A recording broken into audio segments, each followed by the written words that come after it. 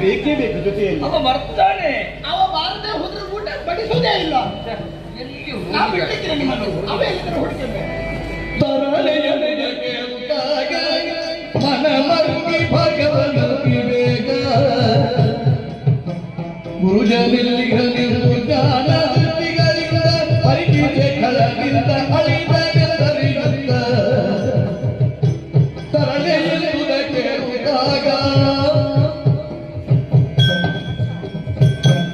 ಮಗನು ಹೇಳಿದ್ದನ್ನು ಯೋಚಿಸಿ ಧ್ಯಾನಿಸಿ ಕಚೆಯಲ್ಲಿದ್ದಾನೆ ಅಂತ ನೋಡಿದರೆ ಅರ್ಥವಾಯಿತು. ನನ್ನ ಶಿಷ್ಯರೇ ಅವನನ್ನು ನಾಶ ಮಾಡಿದ್ದಾರೆ. ಕಥೆಯೆಲ್ಲ ಇವಳಿಗೆ ಹೇಳಿದ್ರೆ ಒಟ್ಟು ಬೊಬ್ಬೆ ಇಡ್ತಾರೆ.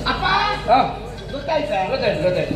ಎಷ್ಟು ಹೊತ್ತು ನೀವು ಮಾಡುದು? ಈಗ ನಾನು ಕರೆದಾಗ ಬರಬೇಕು ಅಷ್ಟು ತಾನೆ. ಅಷ್ಟೇ. ನೀನು ಎಲ್ಲ ಬಿಸಿ ಮಾಡಿಡು.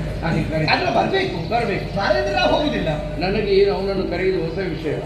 ದುರುಳರು ಕಡಿದು ಬಿಸಾಡಿದರೂ ನನ್ನನ್ನು ಸಾಧಿಸಿಕೊಂಡಿರುವ ಮೃತ ಸಂಜೀವಿನಿ ವಿದ್ಯೆಯ ಮೂಲಕವಾಗಿ ಮತ್ತೆ ಅವನನ್ನು ಬದುಕಿಸುವುದಕ್ಕೆ ನನಗೆ ಸಾಧ್ಯವು. ಆದ್ದರಿಂದಲೇ ಅಬ್ದಿಗೆ ಕಡಿದು ಬಿಸಾಡಿರುವಂತ ಅವ ಮತ್ತೆ ಒಂದಾಗಿ ಬರುವ ಹಾಗೆ ಅವನನ್ನು ಕೂಗಿ ಕಡಿತೇನೆ. ಮಗನೇ ಕಚಕುಮಾರ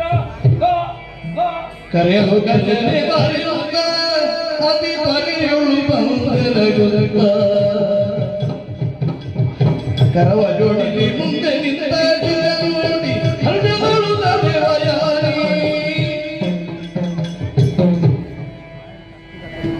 ನಾನೊಬ್ಬಿದ್ದೇನೆ ಮಧ್ಯದಲ್ಲಿ. ನೀನು ಬೇಕು ಅಂತ ಕರೆದೆ, ನಾನು ಕರೆದೆ, ಅವ ಬಂದ.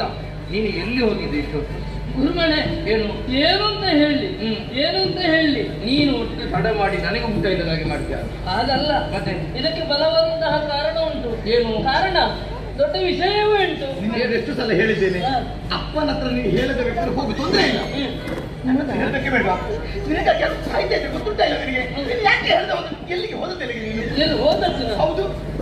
ಗುರುಗಳ ಆ ಆಜ್ಞೆಯ ಪ್ರಕಾರ ಕುಶ ಸವಿನೆಗಳನ್ನು ತರಬೇಕೆನ್ನುವಂತಹ ಉದ್ದೇಶದಿಂದ ಹೋದಂತಹ ಸಂದರ್ಭದಲ್ಲಿ ಯಾವನೋ ಒಬ್ಬ ಧೂಮಕೇತು ಎಂಬುವನಂತೆ ನನ್ನ ಮುಂದೆ ಬಂದ. ಧೂಮಕೇತು ಎಂಬುವ ನನ್ನ ಮುಂದೆ ಬಂದ, ಕಡಗವನ್ನು ಜಲಪಿಸಿದ. ಎಷ್ಟು ಸಲ ಹೇಳಿದ್ದೇನೆ, ನಿಮ್ಮ ಶಿಷ್ಯರು ಯಾರು ಕೂಡ ಸರಿ ಇಲ್ಲ ಅಂತ ಹೇಳಿ.